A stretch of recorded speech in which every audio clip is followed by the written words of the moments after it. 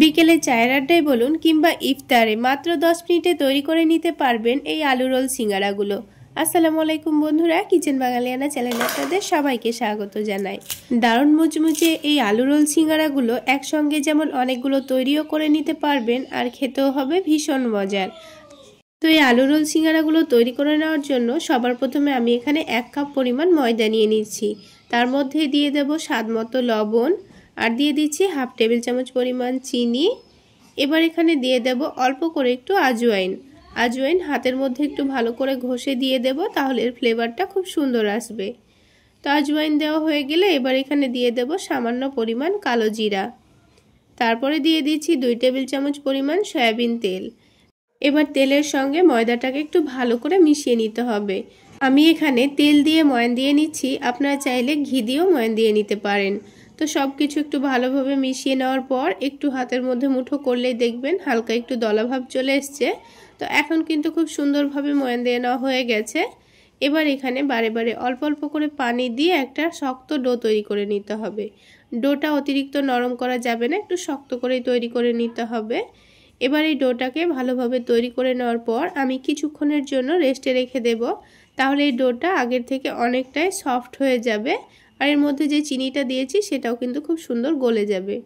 এবার এই ডোটাকে ঢাকনা দিয়ে ঢেকে 2 মিনিট মতো রেস্টে রেখে দিচ্ছি। ততক্ষণে আলুর পুরটা রেডি করে নেব। তো তার জন্য আগে থেকে ছোট সাইজের 3টে আলু ভালোভাবে সেদ্ধ করে নিয়েছি। এবার একটা গ্রেটারের সাহায্যে আলুগুলোকে খুব ভালোভাবে গ্রেট করে নেব। চাইলে আপনারা ম্যাশার দিয়ে ম্যাশ করেও নিতে পারেন।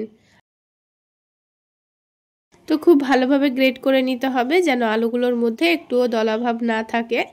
তো আলুগুলো গ্রেট করা হয়ে গেলে এবার এখানে কিছু মশলা দিয়ে দেব। তো প্রথমে স্বাদ মতো লবণ দিয়ে দিয়েছি, তারপরে ঝালের জন্য সামান্য পরিমাণ মরিচের গুঁড়ো দিয়েছি, তারপরে দিয়ে দিয়েছি সামান্য পরিমাণ ভাজা জিরা গুঁড়ো আর দিয়ে দিচ্ছি চাট মশলা আর সবশেষে দিয়ে দিচ্ছি অল্প করে একটু গরম মশলা গুঁড়ো। এবার 3 টেবিল চামচ পরিমাণ কর্নফ্লাওয়ার দিয়ে আলুটাকে খুব ভালোভাবে মাখিয়ে নেব। এখানে কর্নফ্লাওয়ারই দিতে হবে, অন্য কিছু দিলে কিন্তু আলুটা ভেজে নেওয়ার সময় কিন্তু ছিটিয়ে যেতে পারে। তাই কর্নফ্লাওয়ার দিয়ে ভেজে নিলে কিন্তু আলুটা তেলে দেওয়ার পর কিন্তু আর খুলে যাবে না। তো কর্নফ্লাওয়ার দিয়ে খুব ভালোভাবে দেখুন মাখিয়ে নিয়েছি। এবার এটাকে আমি এক সাইডে রেখে দেব। আর এদিকে 2 মিনিটও হয়ে গেছে। এবার এই ডোটা আগের থেকে অনেকটা সফটও হয়ে গেছে। এবার এই ডোটাকে আবার একটু ভালোভাবে মুথে নিতে হবে। তো ডোটা দেখুন আমি খুব ভালোভাবে মুথে নিয়েছি আর ডোটা কিন্তু আগের থেকে অনেকটা সফটও হয়ে গেছে। এবার এই ডোটা থেকে একটা রুটি বেলে নেব। তো আমি এখানে অল্প করে ময়দা নিয়েছিলাম, তাই এখানে একটা রুটি বেলে নিচ্ছি। যদি আপনারা ময়দাটা বেশি নেন তাহলে রুটিগুলো এখানে বেশি করে তৈরি করে নেবেন। তো দেখুন বড় করে আর একটু মোটা রেখে আমি রুটিটা বেলে নিয়েছি। এবার এই রুটিটার মধ্যেখানে একটা বাটি রেখে দিচ্ছি, কারণ এই মধ্যেটুকু ফাঁকা রেখে চারি সাইডে আলুর মিশ্রণটা খুব ভালোভাবে লাগিয়ে দিতে হবে। তো দেখুন আমি অল্প অল্প করে চারিদিকে আলুর মিশ্রণটা লাগিয়ে দিচ্ছি। আমি এখানে একটু মোটা করে আলুর পুরটা লাগিয়ে দেব, আপনারা চাইলে পাতলা করেও আলুর পুরটা লাগিয়ে দিতে পারেন। তো আমি একটু মোটা রেখে আলুর পুরটা দিয়ে দিয়েছি।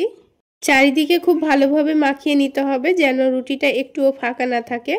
এবার নিচে একটা কাঁটা চামচের সাহায্যে বাটিটা তুলে নিয়েছি আর এই মধ্যেখানে আমি ভালো করে একটু পানি লাগিয়ে দেব।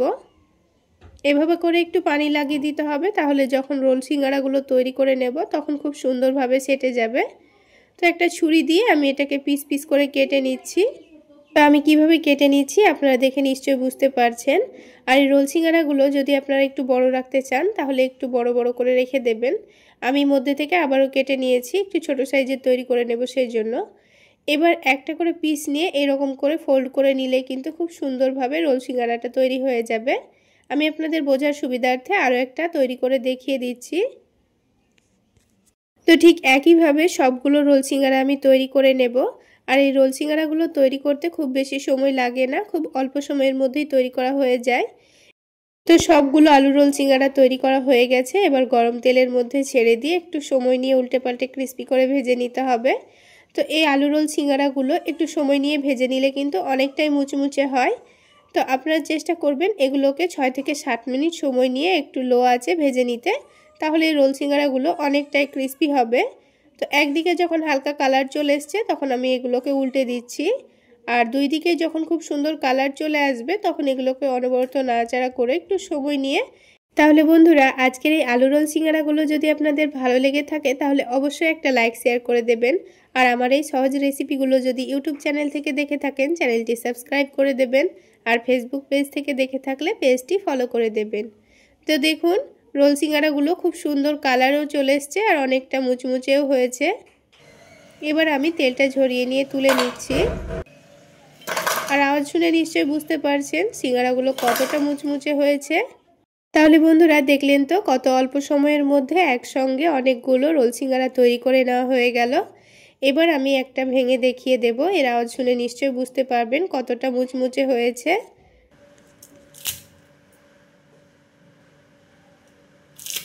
এবার এই রোল সিঙ্গারাগুলো আমি টমেটো সসের সঙ্গে পরিবেশন করে নেব। চাইলে আপনারা ইফতারেও খেতে পারেন, আবার চায়ের সঙ্গেও খেতে পারেন, খেতে ভীষণ মজার হয়। তাহলে বন্ধুরা আজকে এই পর্যন্তই। সকলে অনেক বেশি ভালো থাকবেন, সুস্থ থাকবেন। দেখা হচ্ছে আরও একটি নতুন রেসিপি নিয়ে নেক্সট এপিসোডে।